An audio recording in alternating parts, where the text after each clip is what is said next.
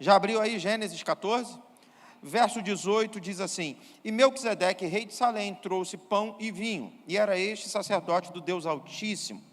E abençoou e disse: Bendito seja Abrão pelo Deus Altíssimo, possuidor dos céus e da terra. E bendito seja o Deus Altíssimo, que entregou os teus inimigos nas tuas mãos. E Abrão deu-lhe o dízimo de tudo. E o rei de Sodoma disse a Abrão: Dá-me a mim as pessoas e os bens, toma para ti.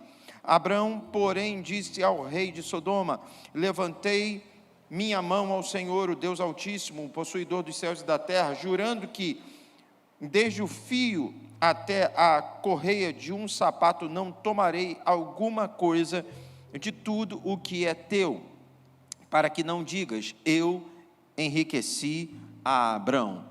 Só até aí. Bem, quem veio aqui hoje pela manhã e levanta a mão? Nós temos uma boa quantidade de irmãos que estiveram aqui hoje pela manhã. Hoje pela manhã eu iniciei a ministração sobre Melquisedeque. Eu preguei hoje pela manhã sobre esse encontro que Abraão teve com dois reis. O texto, o capítulo 14, nos mostra que Abraão, ele entrou numa peleja para salvar o seu sobrinho Ló, para salvar Ló e sua família. E Deus dá a vitória para Abraão. Ele consegue resgatar o seu sobrinho, derrotando os seus inimigos. Esse texto aqui, o verso 18, nos mostra o momento em que Abraão está voltando da peleja e se encontra com dois reis, o rei de Sodoma e o rei de Salém. Eu falava hoje pela manhã que a abordagem dos reis é totalmente diferente. O rei de Sodoma se aproxima de Abraão e ele diz assim: olha, me entregue as pessoas que você conquistou nessa peleja e fique com todos os despojos, fique com as roupas, fique com dinheiro, fique com tudo. Eu só quero que as pessoas você me entregue. E a Bíblia diz que Abraão diz: não vou te entregar as pessoas, eu vou te entregar tudo que é teu, eu coloco nas tuas mãos, porque eu jamais quero viver debaixo de uma sentença de que eu fiquei rico às tuas custas, de que foi você que me enriqueceu.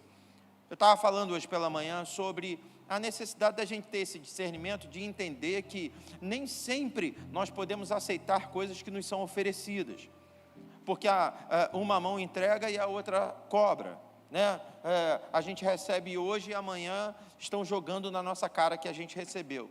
Não é que a gente tem que ser arrogante, mas nós precisamos entender que estar abertos a esses favores pode, em muitos momentos, significar uma falta de dependência e de confiança que temos no Senhor.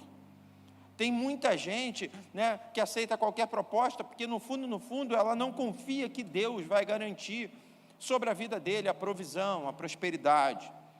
Abraão nos deixa aqui uma lição extraordinária: o que vem de Deus eu recebo, o que não vem de Deus eu não quero. Porque eu não quero que pessoas digam que eu sou o que sou por causa delas, porque eu sou o que sou por causa do Senhor. Amém? Então Deus, já hoje pela manhã, começou a liberar sobre a nossa vida essa unção, e eu profetizo que essa unção continuará sendo derramada sobre nós agora à noite, uma unção de discernimento espiritual, para que a gente não seja, influenciado, moldado pelas pessoas poderosas, mas que a gente tenha coragem para dizer não. O texto diz que Abraão fala: eu levantei as minhas mãos e eu jurei diante do Senhor que eu não vou pegar nada do que é teu, porque eu jamais vou viver debaixo dessa sentença de que fiquei rico porque você é que me deu. Você sabe que às vezes é perigoso você até aceitar uma carona? Sabia disso? Às vezes você está no ponto, está chovendo, passa um irmão, te oferece carona, mas com discernimento espiritual, às vezes você diz: não, obrigado, mas está chovendo, eu gosto de pegar chuva, é refrescante, porque amanhã depois vai jogar na sua cara, porque amanhã depois vai querer te manipular, eu te dei carona, quando você estava lá na chuva, eu passei lá e te dei carona, agora você tem que fazer isso. Não é assim não, irmão. A Bíblia fala que a mão direita dá, a mão esquerda não precisa ficar sabendo. Então, quando a gente recebe de maneira sincera, quando a gente tem esse discernimento espiritual, é porque na verdade a gente está reconhecendo que está vindo do Senhor. E aí Deus usa o homem para o bem do próprio homem. né? Aí a carona é de Deus, né? Aí te convidarem e te levarem para almoçar fora, para jantar fora, é de Deus. Aí te darem um presente, é de Deus, porque você percebe que aquilo ali não é uma porta aberta para você ser manipulado. Eu, enquanto pastor, tenho uma responsabilidade enorme diante de Deus, que às vezes tem gente que vem ofertar e dizimar para querer mandar na igreja, né? Tem gente que vem ofertar e dizimar querendo me ensinar e me dizer o que eu tenho que fazer com o dízimo e com a oferta. O meu pai, ele sempre falou isso, ele sempre foi até meio radical quanto a isso, né? De repente vão ter aqueles que vão dizer até que ele é sem educação, mas ele diz, olha, se me der uma camisa, deu, está dado, eu pego ela e eu faço o que eu quiser com ela. Se eu quiser dar ela para uma outra pessoa, e às vezes parece até que ele fazia de propósito, ele dava mesmo, né? Aí eu, como filho, dizia, pai, por quê, pai? É minha. Eu falei, não, tudo bem, mas a pessoa vai ficar triste e tal. De repente espera um pouquinho, espera um mês, dá depois, né? Mas a bem da verdade é que não é dele. Mas quando a pessoa quer te manipular, ela quer decidir aquilo que você vai fazer com o que ela te deu. Ela quer decidir o rumo da tua vida. Quem que está entendendo o que eu estou ministrando? Diga amém. Então a postura do rei de Sodoma foi essa. E Abrão não se rendeu a essa postura. Logo depois, na verdade logo depois não, antes disso, né? São dois reis. Vem o rei de Salém. E o rei de Salém não pede nada, não exige nada. Pelo contrário, ele só chega para abençoar. Né? Salém é a primeira, eu falava hoje pela manhã, a primeira citação de Jerusalém na Bíblia. Era uma parte, né, de Jerusalém. Hoje, quando você procura estudar um pouquinho e tal, alguns livros de arqueologia e tal, nos mostram que essa antiga Salém era a cidadela de Davi. Hoje, quando você vai a Jerusalém, né, por exemplo, à vista do Monte das Oliveiras, você sobe no Monte das Oliveiras, de frente ao Monte das Oliveiras, nós temos a cidade antiga, né, de Jerusalém, a cidade toda murada, né, e o cartão postal hoje de Israel é aquela cúpula dourada, é o Domo da Rocha, né, que é uma mesquita, que é um templo muçulmano. Esse templo ele foi construído exatamente no lugar onde o templo de Salomão já tinha sido construído e foi destruído depois, né? O mesmo lugar que tinha anteriormente o Monte Moriá, onde Abraão subiu para sacrificar a Isaac, né? Então, de cima do Monte das Oliveiras, você tem essa visão. E aí, ao lado da cidade antiga, você tem hoje um lugar, que é até um campo arqueológico, que é chamado de Cidade de Davi, né? Um lugar onde Davi estabeleceu o seu reinado, lugar esse que Davi teria montado uma tenda para receber a arca do Senhor, né? E agora, no ano passado, os arqueólogos, eles descobriram, fizeram umas escavações por baixo, né, dessa cidadela de Davi, e eles encontraram ali vestígios de 1800 antes de Cristo, algumas inscrições, sabe, de 1800 antes de Cristo, que apontam exatamente para os dias de Melquisedeque, né? Então, quando a gente fala de Salém, né, e quando a gente fala dos dias de Melquisedeque, né, a gente está falando de uma parte de Jerusalém. Então, aqui, Melquisedeque era o rei de Salém, de uma parte de Jerusalém, ele se apresenta diante de Abrão. Eu estava dando algumas explicações hoje pela manhã. O nome Melquisedeque significa rei de justiça, e o significado de Salém é paz. Então, partindo desse princípio, a gente está falando de um rei de justiça e paz. O texto nos fala que, além disso, ele era sacerdote do Deus Altíssimo. Diz assim, e abençoou, e disse, bendito seja Abrão pelo Deus Altíssimo, o possuidor dos céus e da terra, bendito seja o Deus Altíssimo que entregou os teus inimigos nas tuas mãos. Então, nós vemos que no encontro de Abrão com o rei de Salém, a postura, o posicionamento, a abordagem é totalmente diferente, né? É um sacerdote, é um rei de justiça e paz, se apresentando diante de Abrão, simplesmente liberando sobre a vida dele a bênção do Senhor. né? E ainda dando um presente, porque o texto nos mostra, Melquisedeque, rei de Salém, trouxe pão e vinho, apresentou e entregou para Abraão pão e vinho, né? E eu falava hoje pela manhã sobre esse discernimento, sobre gastarmos tempo, sobre investirmos tempo no encontro com pessoas que falam de paz e de justiça, né? No encontro com pessoas que não querem nos manipular, mas são pessoas que querem nos abençoar, no encontro com pessoas que são representantes de Deus aqui na terra, né? São pessoas que vêm com um presente simples para nos dar, humanamente falando, materialmente falando, mas que é de uma profundidade incalculável. Eu dei até um spoiler, né? No finalzinho da mensagem hoje pela manhã, eu estava falando do que eu falaria à noite, né? O que ele entrega é pão e vinho, é corpo e sangue. Nós estamos falando de vida. O que ele entrega é plenitude. Ele praticamente se entrega para Abraão. E eu vou falar para você, é muito melhor você ser amigo de alguém que se entrega para você do que você ser amigo de alguém que entrega alguma coisa que tem para você. É muito melhor você ter um relacionamento com alguém que diz assim, eu não estou te dando meu relógio não, eu estou dizendo que tudo que eu tenho é teu também.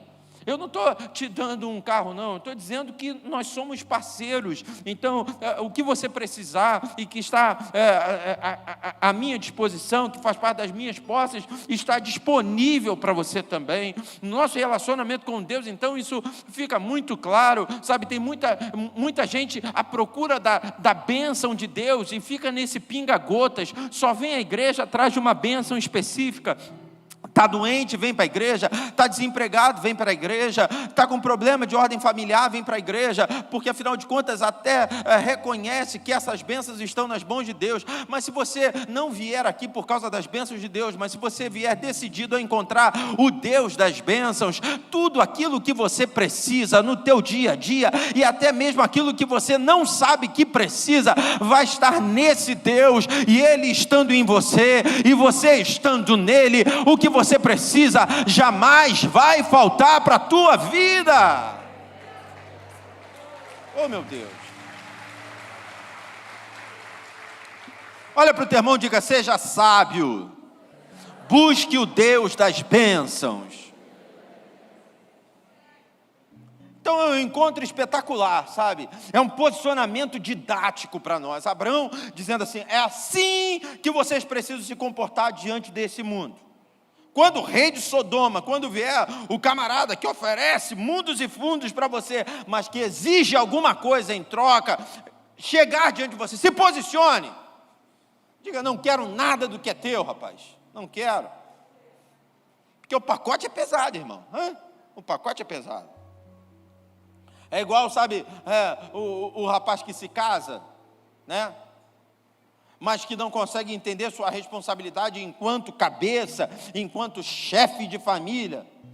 Está acostumado, filhinho de papai, de mamãe, o papai e a mamãe resolvem tudo, aí de repente ele se casa, vai morar sozinho. Aí ele chega no pai, né? Se ele não tem a cara de pau para pedir, né? Ele joga aquele verde, né? Puxa, meu apartamento está com a parede toda descascada. Puxa, estou preocupado, porque se alguém for na minha casa vai ver aquela parede feia. Aí o pai que ama diz assim, vamos pintar essa parede. Aí ele aproveita a brecha e diz assim, mas eu estou sem dinheiro. Aí o pai diz assim, não, dinheiro tranquilo para a gente, né? Vou lá, eu resolvo isso, vamos lá amanhã. E aí você vai, o chefe, o cara que tinha que correr atrás, né? O cabeça da família, ele pega o papai e leva o papai para ver. E o papai chega e fala, realmente, essa parede não está legal, vamos pintar. Eu acho que de cor de abóbora vai ficar bonito. Aí o filho ainda pensa assim, cor de abóbora, pai? Eu estava pensando numa coisa um pouquinho mais básica. Mas o pai diz assim, não, cor de abóbora é melhor. Vamos logo, vamos resolver isso. Onde é que tem aí? Eu quero uma tinta cor de abóbora para a casa do meu filho, porque eu amo meu filho e tal. E aí, sabe aquela história, né, de cavalo, como é que é o negócio? Cavalo dado, não se olha os dentes, né? O papai está dando, né? E coitada, a esposa que, né, no início, né, da vida, todo mundo está trabalhando, a esposa está lá no trabalho, não está sabendo de nada, de repente ela chega em casa e ela se depara com a parede cor de abóbora. E ela diz, o que é isso que você fez? Eu pintei, mas por que de cor de abóbora? Eu odeio essa cor, por que você não me perguntou? É, porque meu pai achou bonito, mas o que o teu pai tem a ver com a nossa casa? Aí diz, mas foi ele que pagou. Não adianta se esconder não, irmã. Irmão, que Deus está te achando aí hoje. Sabe o que acontece, queridos? Às vezes a gente precisa aprender a ficar um pouquinho com a parede descascada, até ter dinheiro de pintar ela da cor que a gente quer, da cor que a esposa quer, do que ser ansioso e aceitar uma oferta que vai manipular o nosso gosto. Está entendendo, irmão? Você precisa ser aquilo que Deus projetou para que você seja. Você não pode ser uma massazinha, sabe, de manobra. Então Abrão, ele é muito didático. Ele diz assim, quando vem o rei de Salém, ele é digno de respeito, porque ele está falando de justiça, ele está falando de paz, ele não está me exigindo nada, ele está me entregando, ele está liberando sobre a minha vida a bênção do Senhor. O de Sodoma eu rejeito, eu não quero nada com o de Sodoma, mas com o de Salém há um envolvimento. Eu estava falando sobre isso, basicamente foi a mensagem que eu ministrei hoje pela manhã. Porque aí eu citei o fato de que Melquisedeque, apesar de ser um personagem conhecido por todos nós, ele só aparece na Bíblia 3 vezes. Ele aparece 2 vezes no Antigo Testamento e uma no Novo Testamento. No Antigo Testamento ele aparece aqui em Gênesis e aparece também em Salmos. No Novo Testamento ele vai aparecer em Hebreus. Capítulos 5, 6 e 7 de Hebreus, existe uma citação a Melquisedeque. E aí, eu li com a igreja hoje pela manhã o capítulo 110 do livro dos Salmos, que nos mostra a segunda citação de Melquisedeque. Se puder me ajudar a colocar aí no telão, Salmos capítulo 110, verso 1, nós vamos ler de novo, só para que a gente possa entrar de fato da mensagem dessa noite.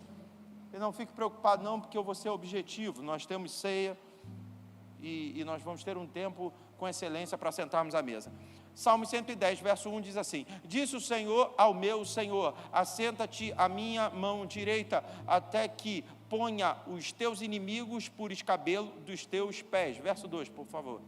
O Senhor enviará o cetro da tua fortaleza desde Sião, dizendo, domina no meio dos teus inimigos. 3. O teu povo se apresentará voluntariamente no dia do teu poder, com santos ornamentos, como vindo do próprio seio da alva, será o orvalho da tua mocidade. 4, para a gente fechar. Jurou o Senhor e não se arrependerá, tu és um sacerdote eterno, segundo a ordem de Melquisedeque. Então Melquisedeque aparece lá em Gênesis capítulo 14, como rei de Salém, como um sacerdote, apresentando-se diante de Abrão, e aparece agora sendo citado por Davi. Eu falava hoje pela manhã, esse é um salmo messiânico, Davi está se referindo a Cristo. O verso 1 deixa isso muito claro, quando ele diz assim, o Senhor, com letra maiúscula, disse ao meu Senhor, também com letra maiúscula. Para você entender, é como se ele dissesse assim, o Senhor Deus disse ao Senhor Jesus.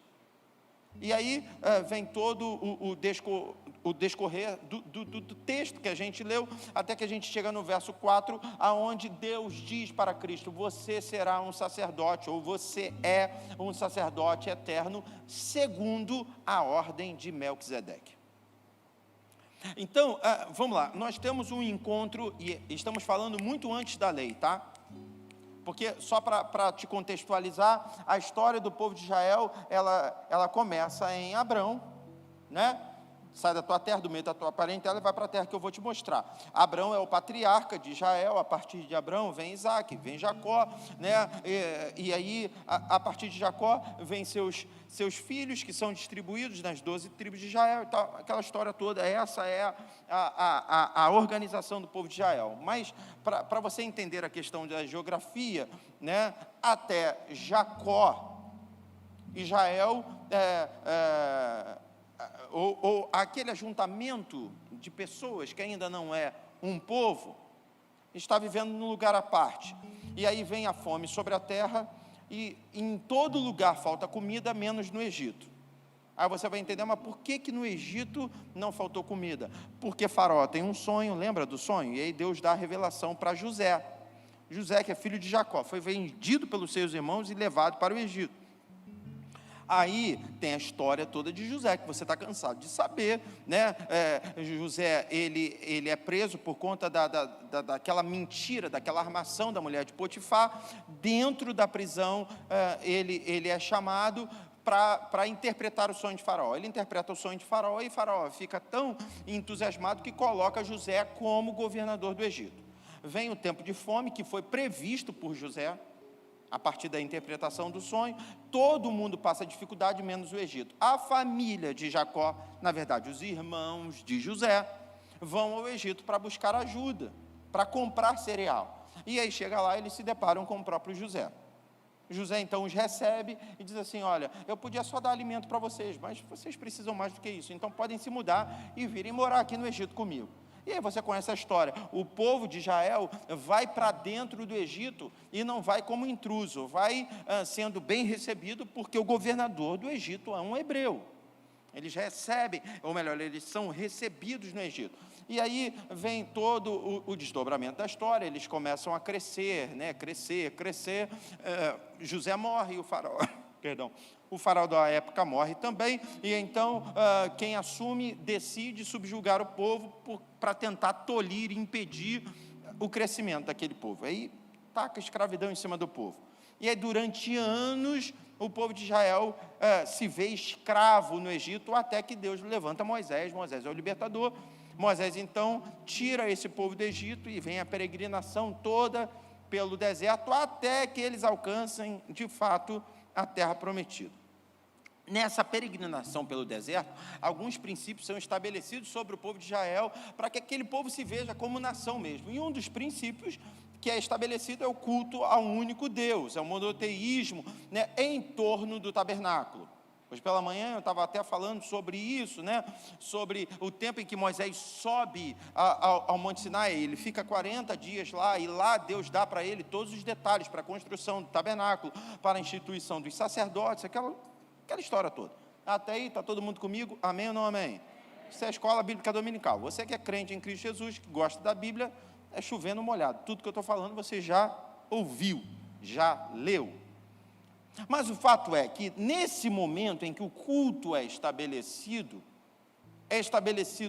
também a revelação acerca da tribo de Levi como responsável por todo o ofício religioso. A tribo de Levi é separada para exercer o sacerdócio em Israel. Nós tínhamos 12 tribos. Todas as tribos tinham uma herança, tinham direito a um pedaço de terra, todas elas, menos a tribo de Levi. Porque depois, mais à frente, quando Josué conquista a terra prometida e tal, aí a gente tem aquela passagem, né, que é muito conhecida de todos nós, quando Caleb vai até Josué e diz assim: eu quero a parte da minha terra e tal, porque Moisés diz: olha, a terra vai ser toda desenhada e dividida, e você vai dar uma parte para cada uma dessas tribos.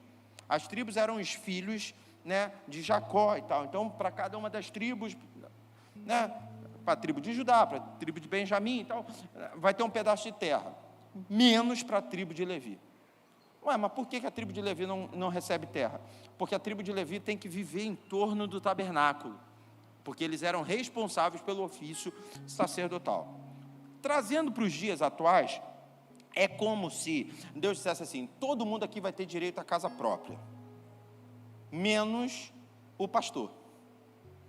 Todo mundo aqui, né, vai ter um pedacinho de terra, menos o pastor. Aí você pergunta: mas por que o pastor não vai ter uma terra? É porque o pastor não vai ter tempo para cuidar da terra, porque o pastor vai cuidar da igreja, porque o pastor vai ter que se envolver com a igreja. Uma outra comparação: todo mundo aqui vai poder trabalhar, todo mundo aqui vai ter uma profissão, menos o pastor. Por quê? Porque vai chegar uma hora que o pastor não vai conseguir conciliar a vida profissional dele com a vida ministerial, então ele vai ter que abrir mão disso e viver só pelo ministério, certo? E aí, no mesmo tempo, Deus abraça a tribo de Levi, dizendo assim: eles não vão ter uma garantia humana de sustento. Então, por conta disso, por conta dessa entrega deles ao tabernáculo, todas as outras tribos vão ofertar na tribo de Levi. Então o sacerdócio vai ser sustentado pelas outras tribos, porque a tribo de Levi abriu mão de poder ter a sua própria vida para, de fato, servir as outras tribos. Porque se o cidadão da tribo tal pecasse, não era o chefe dessa tribo que ia diante do Senhor para buscar em Deus o perdão daquele cidadão. Quem tinha que ir era um sacerdote da tribo de Levi. Então, a vida espiritual do povo inteiro passava pela tribo de Levi. Trazendo para os dias atuais, é isso, irmãos. Sabe, é o pastor que ora, é o pastor que se dedica, é o pastor que busca o Senhor. De repente alguém vai dizer assim, pastor, mas todos os pastores são assim? Irmão, cada um faz o seu julgamento. Você tem a mente pensante, você tem a sua visão acerca das pessoas. Eu posso falar da Nova Jerusalém. Aqui na Nova Jerusalém, o que nós entendemos, e hoje pela manhã, antes de eu pregar, o pastor Manuel, ele fez o período da oferta, e ele falou sobre uma palavra que Deus liberou para ele na quarta-feira, e ele estava dizendo, essa palavra está queimando no meu coração, necessidade de amarmos mais, mesmo sendo menos amado. O pastor também tem dor de cabeça, o pastor também passa mal, o pastor também fica sem paciência, as pessoas também fecham o carro do pastor no trânsito. Quando o pastor se distrai, esse dia está dirigindo, de repente me distrai, pum, encostei num caminhão e tal, graças a Deus não aconteceu nada, mas se acontecesse alguma coisa, o caminhoneiro descesse para brigar comigo, o pastor, ele está sujeito a isso tudo. Só que a gente entra no gabinete, não para fazer gabinete com outro pastor, a gente entra, pede a Deus, Senhor, limpa a nossa mente, nos purifica aqui, e a gente diz que entre o primeiro. E aí o primeiro entra e diz, pastor, não estou aguentando mais, pastor. Acabaram de bater no meu carro, pastor. Você fica pensando, no meu também. Mas você não pode, entendeu? Abrir seu coração para que aquele irmão ore por você. Não, porque você é tribo de Levi, então você que tem que orar. Você que tem que abençoar. Por isso existe um princípio bíblico, e eu não me sinto nem um pouco constrangido de falar, mesmo enquanto pastor, eu não me sinto nem um pouco constrangido de dizer, honre o teu pastor, honre lideranças constituídas sobre a tua vida. Mas ele não está pagando preço, não. Mas ele não está fazendo direito. Aí é ele com Deus. Mas a sua parte você vai fazer. Eu alcanço a bênção de Deus porque existe uma tribo da linhagem de Levi que se dedica para orar e para apresentar meus pedidos diante do Senhor. Às vezes a gente pode não entender muitas coisas, mas o nosso papel é de levantar os braços. Isso fica tão claro na história de Israel, que Deus dá logo na primeira peleja a oportunidade do povo ver isso. Porque a primeira luta do povo de Israel, quando peregrina no deserto, é a luta diante dos amalequitas. E aí Deus dá uma ordem para Moisés. Moisés manda Josué ir para a peleja, chefiando o exército, e você sobe o monte para interceder pelo povo lá em cima. E eu imagino, sabe, que no primeiro momento Moisés não sabia exatamente o que ia acontecer. Ele só diz assim, Josué, vai você para a peleja, eu vou subir para orar, ponto. E aí ele chega lá em cima e começa a orar. De repente Deus diz assim, leva com você também Arão e Ur, leva eles para te ajudarem. Ele diz, Arão e Ur, vem vocês comigo e deixem só Josué e o exército lá embaixo. E aí Moisés sobe e começa a interceder. Sabe, é o que pastor Manuel chama, e eu chamo também de trincheira da oração. Sabe, você está lá na peleja, você está lá no seu trabalho, você está na sua luta diária, e a gente está ali dentro do gabinete clamando, Senhor, abençoa o teu filho. Sabe, você chega, passa aqui antes, pastor, amanhã eu vou fazer uma prova, pode orar? E a gente diz, Senhor, vai com ele, Senhor, abençoa ele. E era isso que Moisés estava fazendo. Lá embaixo está Israel lutando contra os amalequitas, e aqui em cima está Moisés orando. Mas diz a Bíblia, ele era homem, irmãos, limitado como nós somos. Diz a Bíblia, ele começa com as mãos levantadas, mas o cansaço vai batendo, e aí as mãos dele começam a baixar, e na medida em que as mãos abaixavam, o povo lá no pé do monte passava a ser derrotado. Porque não adianta, irmão, isso é princípio divino. A minha bênção passa pelo pastor que Deus colocou como a autoridade espiritual constituída sobre a minha vida. Não tem negociação para isso. E Arão e Hur percebem isso. Eles percebem primeiro que Moisés não está aguentando continuar com as mãos levantadas. E depois eles percebem que na medida em que as mãos de Moisés se abaixam, o povo passa a perder lá embaixo. Diz a Bíblia que cada um de um lado pega uma das mãos de Moisés e mantém as mãos levantadas. Eu fico imaginando que Arão e Hur, né, eles olhavam lá para baixo e eles diziam: tem família minha lá embaixo, tem gente minha lá embaixo. De repente eu estaria protegido, porque eu estou do lado de Moisés, eu não estou sendo afrontado diretamente pelos amalequitas, mas tem gente minha lá, então eu vou manter as mãos do meu líder levantadas, para que a minha família seja sustentada. Às vezes só você está na igreja, mas eu quero que você entenda, enquanto a liderança está com as mãos levantadas intercedendo, você que está aqui é preservado, e toda a tua casa também é abençoada.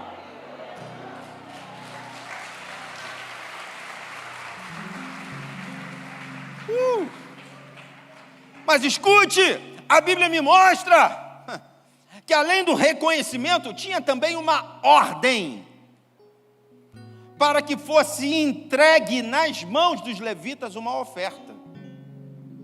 Uma ordem para que se fosse entregue nas mãos do levita um dízimo, uma porcentagem. Existia uma ordem para que os levitas fossem sustentados, literalmente, fossem sustentados pelas outras tribos. Isso desconstrói, sabe, uma mentira do diabo.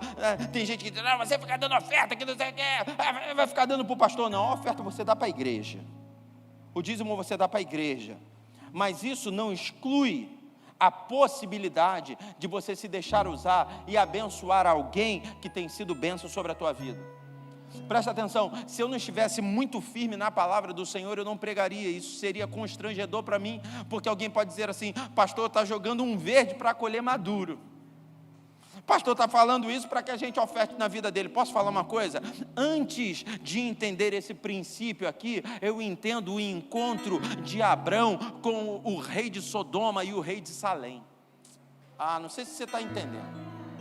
Eu não fico constrangido, porque eu sei que é um princípio você semear e ofertar na vida de sacerdotes instituídos sobre a tua vida. Só que antes desse princípio, tem aqui um ensinamento dado por Abrão. Se vier para ofertar na minha vida e querer jogar na minha cara que eu sou sustentado e eu fico rico por conta da tua oferta, eu não quero. Eu juro diante do Senhor que eu não aceito nada do que é teu. Agora, se vem como uma resposta de Deus para abençoar a minha vida, aí então eu aceito, porque eu sei da minha dedicação aqui nesse altar. Você está entendendo, querido? Você enquanto sacerdote, você enquanto liderança, se alguém vem semear na tua vida querendo te comprar, você não deve aceitar. Sabe por quê? Porque o que você recebe vem do Senhor. Agora, se alguém estiver sendo usado pelo Espírito Santo, agradeça a Deus, porque Ele é a materialização da resposta de um clamor que você fez um dia.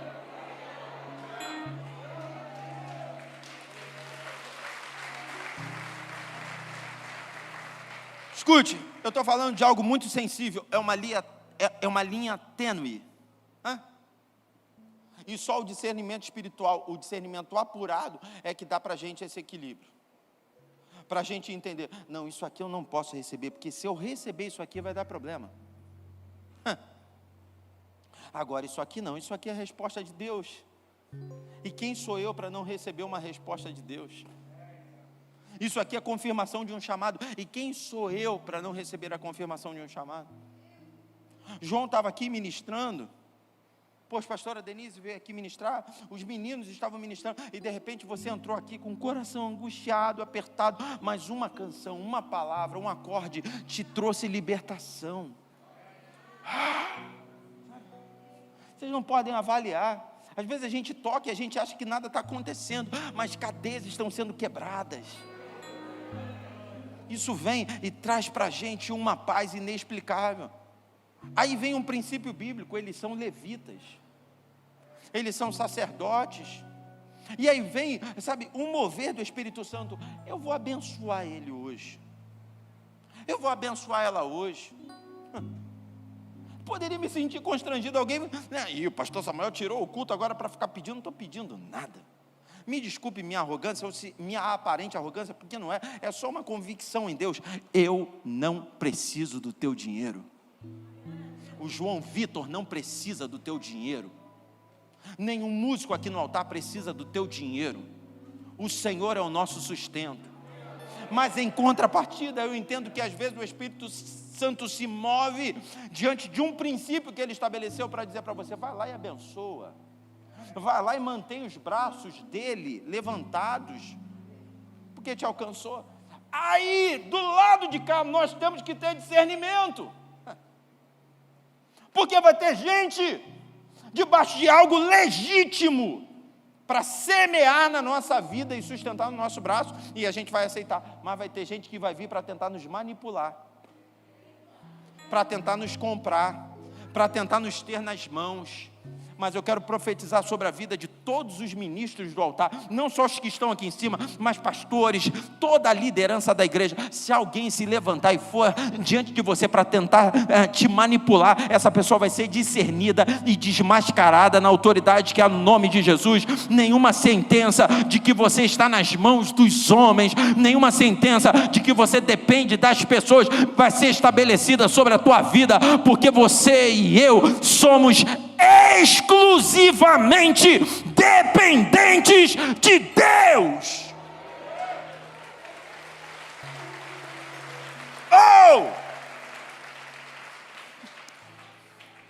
Porque quando eu leio o Salmos capítulo 110, verso 1, a Bíblia me mostra claramente, primeiro, Melquisedeque como um sacerdote, segundo, Melquisedeque como linhagem sacerdotal, como ordem sacerdotal, como padrão de sacerdócio. Porque o texto nos mostra Deus dizendo para Cristo, tu és sacerdote eterno, segundo a ordem de Melquisedeque. Mas nós não podemos esquecer de uma ordem paralela. E essa ordem paralela é a ordem levítica. E essa ordem pode estar abaixo da ordem de Melquisedeque, mas ela não deixa de ser uma ordem divina. Eu já vou entrar no término da mensagem. A ordem de Melquisedeque, nós estamos falando aqui, ó. Nós estamos falando de Deus falando para Cristo, você é dessa ordem aqui, ó. A ordem levítica é aqui, e nós nos incluímos nela. Não deixa de ser divina. Só estamos aqui porque fomos separados por Deus. Só estamos aqui porque existe um chamado de Deus para a nossa vida. É por isso que estamos aqui. Então, há uma ordem divina, mas a ordem levítica está aqui. A de Melquisedeque está aqui. E aí alguém pode dizer assim, pastor, mas por que o senhor consegue perceber essa diferença? Primeiro porque, quando Davi profetiza essa palavra de Deus sobre Cristo, Davi não fala da ordem levítica. Ele podia falar. Ele podia assim, você serás sacerdote eterno segundo a ordem de Levi. Mas ele não diz. Ele diz, segundo a ordem de Melquisedeque. Ou seja, ele coloca Cristo numa ordem diferente. Só de Cristo estar numa outra ordem, essa ordem é superior. Mas posso compartilhar com você aqui um mistério? Vamos voltar para Gênesis 14. Eita! Gênesis 14, verso 18 diz assim, e Melquisedeque, rei de Salém, trouxe pão e vinho, e era este sacerdote do Deus Altíssimo, e o abençoou e disse, bendito seja Abraão. Escute, olhe para mim, só um tempinho aqui, presta atenção. Nunca o menor vai abençoar o maior. Sempre o maior vai abençoar o menor. Sempre. E eu não estou falando de tamanho, não estou falando de idade, não, eu estou falando de investimento de Deus. Quem tem autoridade para abençoar é aquele que recebeu mais investimento da parte do Senhor. É um princípio, mas vamos seguir. Bendito seja Abraão, pelo Deus Altíssimo, possuidor dos céus e da terra. E bendito seja o Deus Altíssimo que entregou os seus inimigos nas suas mãos. E Abraão deu-lhe o dízimo de tudo. Aqui, vamos lá. Quais eram os patriarcas bíblicos? Vamos lá, seminaristas. Os patriarcas. Fala alto aí, em nome de Jesus. Eu preciso que você tenha mais ousadia na palavra. Estou sentindo o pessoal meio titubeando. Patriarcas da Bíblia. Fala para o teu irmão. Abraão, Isaque e Jacó. São os patriarcas. Então vamos lá. Abraão era pai de quem? Isaque. Oh meu Deus, vamos pegar no tranco, mas vamos pegar. Isaque era pai de quem? E Jacó era pai de quem? De um monte. Certo? Eram 12. No meio desses 12, tem um camarada. Esse camarada vem a ser o pai de uma linhagem sacerdotal. Falei aqui direto. Quem é esse camarada? Levi. Então, Abraão é pai de Isaque, avô de Jacó e bisavô de Levi. Ou seja, ele é 3 vezes autoridade sobre a vida de Levi. A Bíblia diz que Deus separa Levi para um ofício sacerdotal. E diz assim, todas as outras tribos vão dizimar na vida de Levi, porque Levi está cuidando da obra do Senhor. Só que lá atrás, alguém que é 3 vezes autoridade sobre Levi, encontra um tal de Melquisedeque e não recebe dízimo, entrega dízimo. Pegou, Rafa? A gente pode até ser sustentado pela igreja, mas é no automático, vem e vai. Alguém pode até dizer para você, Roberto, Deus te usou com poder, foi uma palavra abençoada, mas é no automático, vem e vai. Porque eu posso até receber das outras tribos, só que eu estou submisso a Melquisedeque. E quando Davi profetiza sobre o sacerdócio eterno de Cristo, Davi não coloca Cristo no sacerdócio levítico, coloca na ordem de Melquisedeque, porque não é Melquisedeque que dá dízimo para Levi, é Levi que dá dízimo para Melquisedeque. Sabe o que acontece? Tem muita gente que não está entendendo esse processo, e está se deixando idolatrar. Sobe no altar para receber a honra, para receber a glória. Gente que acha que o que acontece, acontece por sua causa. Mas a gente só para aí alguns minutos para estudar a Bíblia e para encaixar. E a gente pega esse texto de Salmos que é chave para entender, tem uma outra ordem. Não é só o sacerdote que tem que entender que tem uma outra ordem. As outras tribos precisam entender que tem uma outra ordem. Que você continue procurando a Levi para ele apresentar diante de Deus o teu pedido. Mas você precisa entender que quem resolve esse pedido não é Levi, tem uma outra ordem. Isso vai desconstruir qualquer tipo de ideia de idolatria a homens que talvez esteja sendo desenvolvida na sua mente sem você perceber. Porque tem gente que sem perceber, não tem vínculo nenhum, em lugar nenhum. Porque ele não adora Deus, ele adora pessoas. Então se o mover está ali na esquina, é ali que eu vou. Aí se o mover vai lá para outro bairro, é ali que eu vou. Ele fica pulando de galho em galho, ele pula em congresso, ele pula em evento em evento, ele adora cantor. Se vem cantor de fora, eu vou. Se não tem, eu não vou. Ele adora preletor. Não, aquele preletor, aquele ali é pau, é que não sei o quê. É Levi, irmão, ele está em outra ordem. Sabe por quê? Porque independente do Levi, a outra ordem, ela sempre teve liberdade aqui nesse lugar.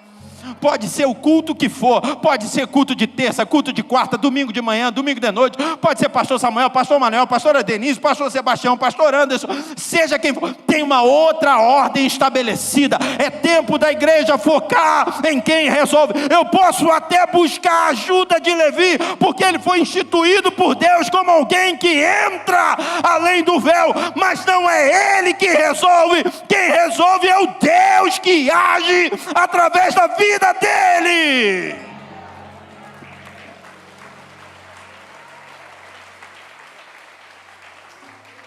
Aqui, ó, só para você não esquecer a mensagem. Em outras palavras, se Levi passa na tua frente e você entende que ele é digno do teu sustento, se deixa usar e diga assim, toma aqui, ó. Eu tenho terra, eu tenho casa, você não, você abriu mão disso para cuidar da religião do povo, toma aqui, eu te abençoo. Mas aí eu pergunto assim, na medida que tu está abençoando, Melquisedeque passou também. Ah, dá teu jeito, irmão. Dá teu jeito. Mas você não pode abençoar Levi e deixar Melquisedeque passar sem dizimar na vida dele. Essa é que é a confusão, sabe, irmãos? As pessoas estão gastando com homens, estão investindo em homens, e Melquisedeque passa desapercebido. A Bíblia diz, não existe nada aqui nesse texto que dê a Abrão a ideia de que ele devia dizimar. Ele não tinha referência nenhuma disso, irmãos. Levi tem, porque Moisés desce e diz, é assim, assim, assado. Aqui não existe, pelo menos biblicamente falando, não existe nenhuma referência de que Abrão entendia isso. Me parece que há algo automático. Chegou o rei de justiça e paz diante de mim, toma aqui, ó. É automático. Mas tem gente que abençoa pessoas, talvez pensando em manipular pessoas, mas não entende a importância da gratidão a Deus, da adoração. Uma vez me perguntaram, pastor, é errado esse negócio de dar dízimo para o pastor? Eu disse para mim assim, ó, existe esse princípio bíblico levítico, mas para mim o dízimo é para a igreja. Mas por que o dízimo é para a igreja? É porque o pastor ele vai ser sustentado, vai ter uma assembleia, isso vai ser apresentado diante do povo, de acordo com a necessidade, porque tem alguns pastores que durante muito tempo conseguem conciliar a vida profissional com a vida ministerial, mas se não der, vai chegar, vai ter uma assembleia, os diáconos, os oficiais da igreja vão se levantar e vão determinar, não, nós vamos ofertar na vida do pastor e tal, e nós vamos sustentar a vida do pastor, ok, e tal, deixa que a igreja resolve isso, você pega e oferta para a igreja, e a igreja administra isso. Existe um livro caixa, está tudo às claras, está tudo bonitinho. Ah, mas é errado. Não, errado, eu não posso afirmar que é errado, mas eu preciso que você entenda, não dá para tirar de Deus e colocar na mão do levita. Porque senão no automático, a tua expectativa vai estar no homem. Sem você perceber, no seu subconsciente, a tua expectativa vai estar nas pessoas. Mas quando eu oferto, você levantou, trouxe para o gasofilácio e ofertou na igreja, amém ou não amém? Foi para a igreja, amém. A tua bênção vai vir. Agora, ela vai vir através da vida do pastor Samuel? Pode ser através da vida do pastor Sebastião, da pastora Denise, pode ser através da vida do seu irmão do seu lado, do professor da escola bíblica dominical, de qualquer pessoa, irmão, porque Deus usa quem Ele quer. Você pegou e dizimou e ofertou para Deus, Deus vai usar alguém para te abençoar. Mas quando você pega uma oferta e dá especificamente na mão daquela pessoa, você acaba canalizando a tua expectativa. Pastor, eu não posso fazer. Não, você pode fazer isso desde que Melquisedeque não passe por você desapercebido.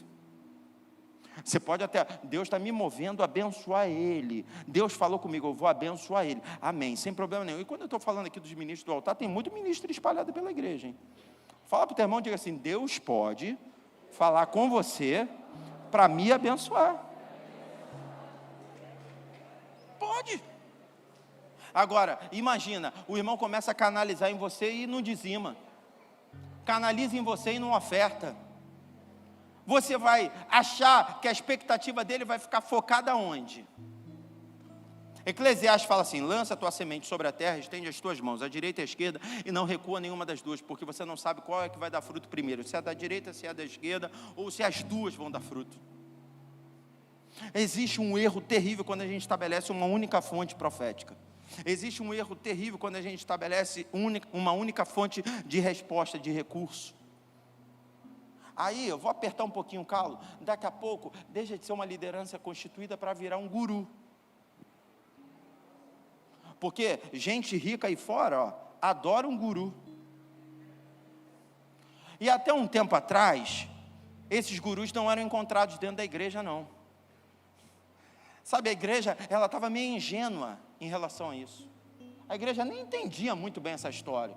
Então, um rico, ele ia procurar um macumbeiro, um budista, uns gurus desse da vida aí disponíveis.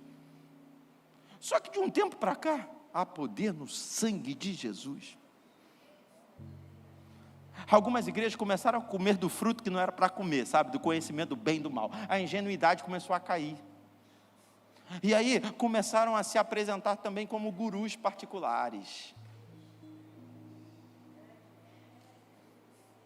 E aí eu tenho uma resposta para os teus anseios, Timóteo. Sabe, queridos, essa mensagem aqui é uma mensagem de alguém que acredita no que aconteceu há 500 e poucos anos atrás, quando um monge da igreja católica deu um berro, tal de Martinho Lutero. Ele deu um grito. Sabe por quê? Porque ele percebia que estavam cobrando das pessoas de coisas que não eram os homens que podiam entregar, não eram os homens que podiam dar. E aí teve a reforma protestante, porque tinha a tal das indulgências, que é um milagre, ó. Molha a minha mão aqui, ó. São os gurus. Fulano ali, sabe aquele jogador de futebol? Ele ali tem um guru de chaveirinho, anda para cima e para baixo com ele. Ó, pá, pá, pá, pá, pá. Irmão, é só palavra boa. É só profecia, não tem nenhum confronto, é igual caixinha de promessa. É do seu tempo, diácono, caixinha de promessa? Como eu não gosto desse negócio de caixinha de promessa, irmão? Não estou chamando o senhor de velho, não, é do meu tempo também, então nós somos dois, estamos juntos. Está vendo? Isso é maldade do seu coração. Está rindo aqui, ó. Tá mole? Falei por falar, nós somos da mesma idade, né, diácono? Vamos fazer um time, nós dois contra eles, nós vamos meter o couro neles. Mas, lembra, alguém aqui lembra de caixinha de promessa? Acho que parou de comercializar, né? Não tem mais não. Existe ainda? Mas ninguém aqui compra não, né, irmão? Aquilo ali parece até biscoito da sorte japonês. Quem gosta de comida japonesa aí? Até aquele biscoito da sorte, né? Que tu quebra e lê. Só tem coisa boa, irmão. Caixinha de promessa. Eu sou do tempo que as pessoas pegavam caixinha de promessa, faziam uma mandinga e tal, e puxavam e lia. Só coisa boa, irmão. O nome já diz, caixinha de promessa. Fala para o teu irmão, só que na Bíblia não tem só promessa. Eu sei que não vai vender nada, mas vamos inventar, vamos botar ali na livraria. Caixinha de chicote, vai ter uma caixinha de chicote. Ninguém vai comprar, eu sei, mas a gente vai colocar lá. Imagina, caixinha de chicote não tem mandinga não, é só pancada o tempo todo. Vai ter com a formiga, ó, preguiçoso. Tu coloca a tela de volta, né?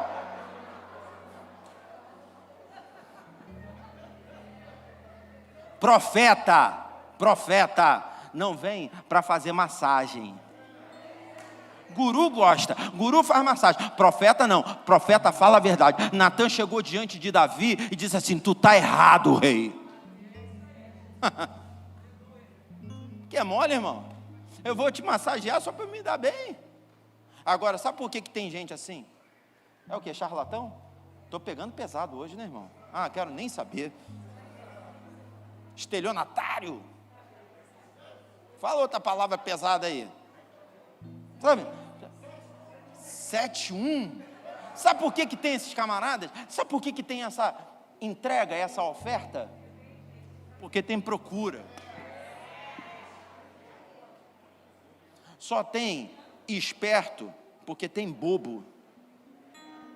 Mas hoje Deus vai te dar discernimento. E você vai entender claramente quem é quem. Esse discernimento vai ser tão claro. Depois vem me dar o testemunho. Depois diz para pastor, deixa eu te contar um testemunho. Deus vai te dar experiência no Facebook, logo de cara. No Facebook, irmão. Facebook tem muito 7-1, pelo amor de Deus. Não sei, não é preconceito não é porque tem que ser gordo não, irmão, mas pô, eu acho que tem a ver com idade. Os caras, as tripinhas, sabe, filé de borboleta, moleque. E fica e profetizando, e engrossa a voz, e que não sei o quê. E aí o camarada, ele se mistura com a parte, entre aspas, espiritual, e a parte técnica de engajamento ali no Facebook, e aí o cara ainda com a voz espiritual, com a voz, porque Deus, que não sei o quê, e aperta o coraçãozinho, e vai dando like, e que não sei o quê, e compartilha, e que não sei o quê. Aí, uma vez, eu fiquei, já falei isso aqui, eu fiquei meio que, sabe, como é que se fala? Hipnotizado. Eu fiquei olhando, falei, não acredito nisso. Vai dando like, e vai compartilhando. E não sei o que eu falei, ele está espiritual, ele está natural, meu Deus do céu, ele está ouvindo Deus, ou ele está querendo engajamento no Facebook, o que ele quer? Porque se o cara ainda estivesse falando tranquilamente, opa, legal, você está aqui, vamos bater um papo, dá um like, compartilha, beleza, está tudo dentro do mesmo nível. Não, mas ele estava em transe, e vai dando like, e vai... Que capeta é esse do like? Tu tá rindo? É? Mas o pior nessa história toda é que tu olha lá, 1.000, 2.000, 3.000 pessoas assistindo, compartilhando. Sabe o que é isso? Meninice. Preciso terminar. Mas a gente chega em Hebreus, eu não vou nem ler Hebreus, você vai ler depois.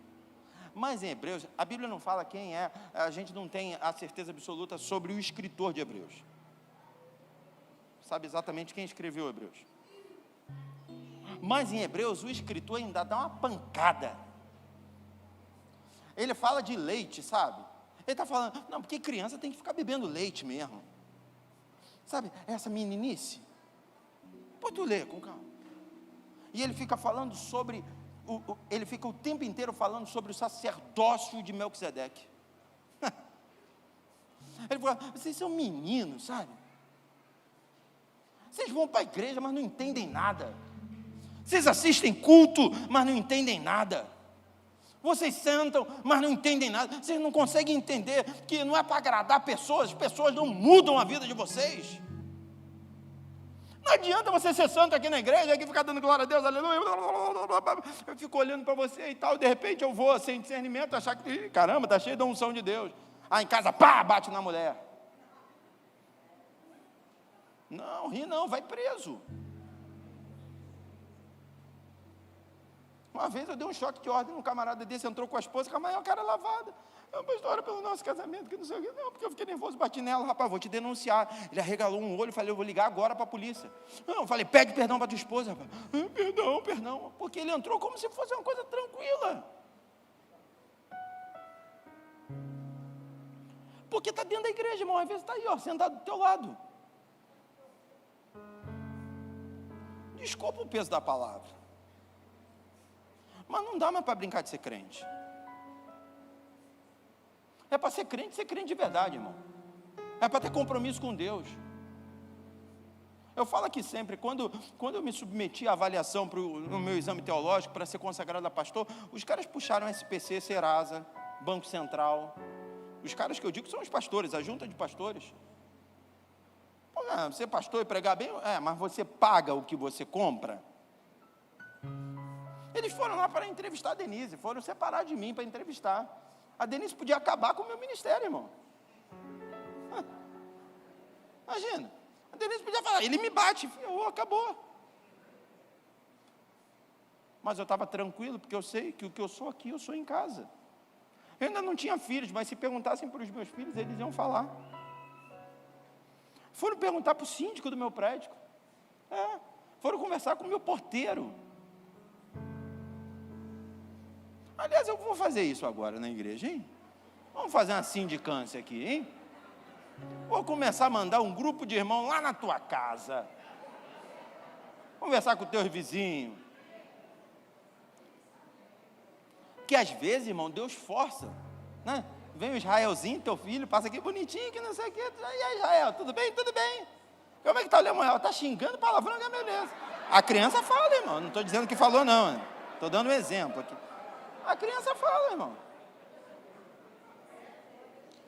Às vezes o negócio, ele é tão dentro da pessoa, que a pessoa, às vezes, até esquece que está perto do pastor. Uma vez eu fui assistir um jogo de futebol, levei meus 2 filhos, cheguei lá e encontrei um monte de irmão da igreja. Irmão, beleza, torcida da Nova Jerusalém. Acho que até tirei uma foto, mandei, e o pastor disse, que legal, pô, uma turma da Nova Jerusalém, a gente está lá, que não sei o quê. Aí o cara, cruzamento, Ribamar, matou no peito, ele, o goleiro, lá na bandeira de escanteio. Tudo bem que eu não vou dar glória a Deus não, irmão. Não vou, glória a Deus, não vou, o cara perdeu o gol debaixo da trave. Eu vou ficar, ai meu Deus. De repente, se for para ser espiritual, sangue de Jesus tem poder. Queima eles. Né? Eu não vou ser espiritual. Mas teve um irmão que, pá! Olhei para o irmão, mas pensa num palavrão cabeludo. Ele, olhei para ele assim. E eu penso, cara, eu sou pastor, cara. Sou teu pastor, cara. E a irmã olhou para mim, não aguento não, pastor. Sabe, eu fiquei sem palavras, eu olhei para ele e falei,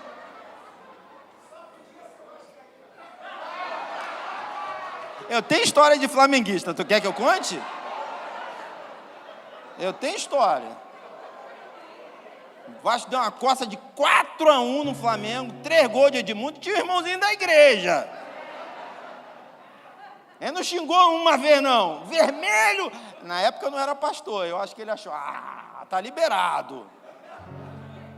Olha para o teu irmão e diga assim, você tem que ser em casa o que você é aqui.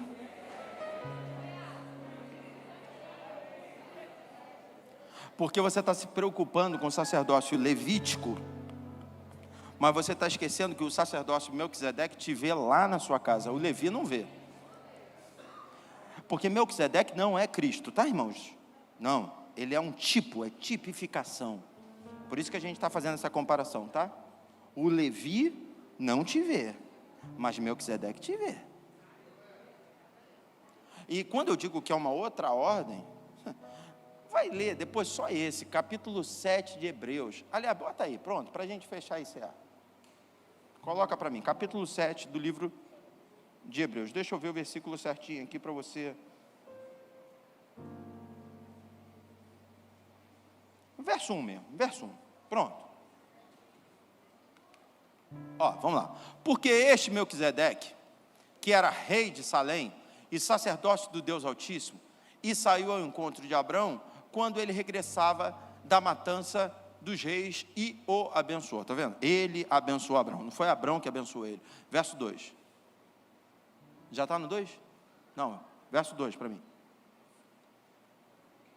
A quem também Abrão deu o dízimo. Olha aí. O escritor aos Hebreus, ele destaca isso. Abrão deu dízimo para Melquisedeque. Ou seja, o levita deu dízimo, mostrando que quem é maior, a ordem maior não é a levítica, mas é a de Melquisedeque. Deu dízimo de tudo, e primeiramente por interpretação, rei de justiça, e depois rei de Salém, que é rei de paz. Está vendo? Rei de justiça e paz. Verso seguinte: sem pai, sem mãe, sem genealogia. Olha isso aí, irmão. Alguém vai dizer, não, mas é porque esqueceram de escrever quem era o pai dele, ok, pode até ser, só que partindo do princípio que a Bíblia ela é inteiramente revelada ou inspirada, Deus não deixou colocar quem era o pai, quem era a mãe, Deus não deixou colocar genealogia, sabe por quê? Porque ele é a tipificação de um sacerdócio eterno. O pastor Samuel está aqui hoje, daqui a pouco pode não estar, mas o sacerdócio eterno permanece. Você hoje está aqui na Nova Jerusalém, amanhã você está lá no Japão, mas o sacerdócio eterno permanece. É um sacerdócio que não está preso a 4 paredes, é um sacerdócio que não está preso à denominação, é um sacerdócio que não está preso a limitações geográficas, é um sacerdócio eterno. Então não tem referência de pai, de mãe, de genealogia, não tem. É um sacerdócio, é alfa e ômega, princípio e fim, é onipresente, está o tempo todo, em todos os lugares, é a Ele que devemos louvor e reverência.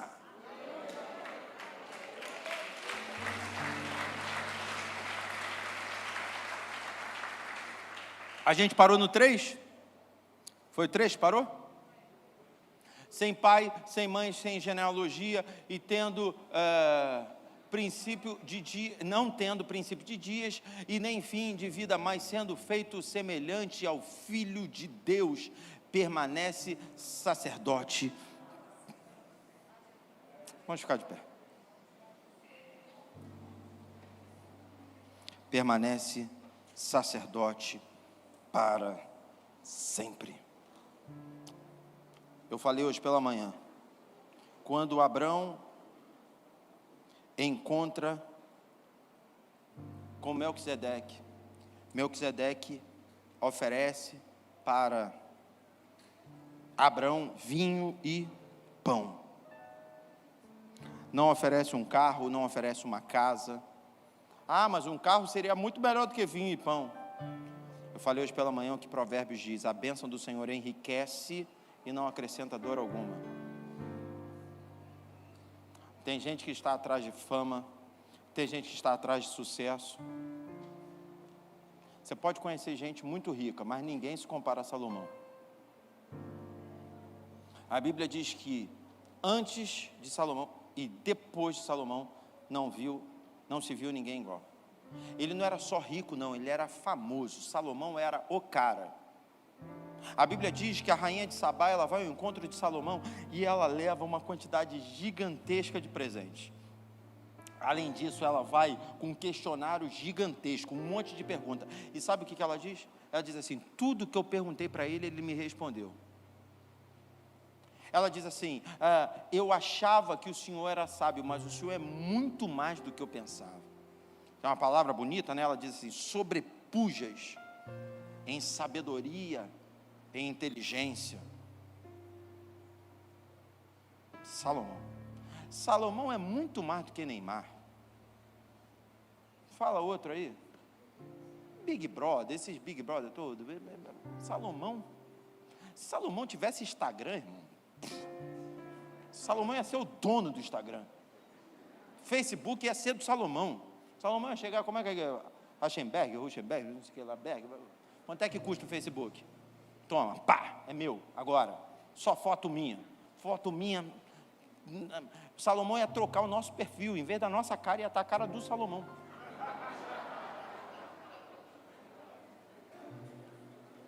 Sabe o que Salomão disse? Ele falou assim: tudo o que os meus olhos me pediram, eu dei para eles.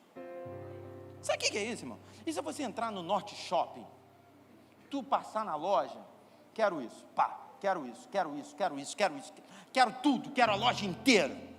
Aliás, quero o Norte Shopping, quanto custa? É meu agora. Tudo. Sabe, tem algumas lojas que dá essa vontade, não dá? Sabe loja de material de construção, hein, Anderson? Tu entrar na loja de material de construção, tu olha assim: cara, eu quero tudo que está nessa loja. Sabe essas lojas tipo multi-coisas, não é? Multi, não sei das quantas, que tem aquelas coisinhas, né? Imagina, Denise, a gente com dinheiro, a gente entrar nessa loja, eu quero a loja inteira. Para quê? Porque um dia eu vou precisar do que tem aqui. Tudo que os olhos de Salomão pediram, ele deu. Mas no final de tudo, ele olhou para trás e ele disse: tudo é vaidade. Eu gosto mais de uma versão que ele diz assim: correr atrás do vento. Deus está me falando, tem muita gente aqui correndo atrás do vento. Deus está oferecendo pão e vinho, e você está correndo atrás do vento. Você está querendo fama, sucesso, dinheiro, que não sei o que, poder, que não sei o que. Você precisa de Deus. Socorro bem presente na hora da angústia. O pastor que não nos falta. Mais do que pai, mãe, Senhor da nossa vida. Pão e vinho, corpo e sangue, entregues. Nós estamos falando de um sacerdócio eterno, porque na cruz Jesus era o sacerdote e era o sacrifício entregue pelo sacerdote. Era tudo, João, era completo, era pleno. Ei, escute, quem matou Jesus? Fala para o teu irmão, ninguém matou Jesus, não. Que isso, pastor? Ninguém matou Jesus. Qual foi a última palavra de Jesus na cruz? Ele diz o quê? Pai, em tuas mãos eu... Ninguém tomou não, irmão. Ninguém arrancou não. Ele disse: eu entrego o meu espírito. Olha para o teu irmão e diga: ele fez isso por você.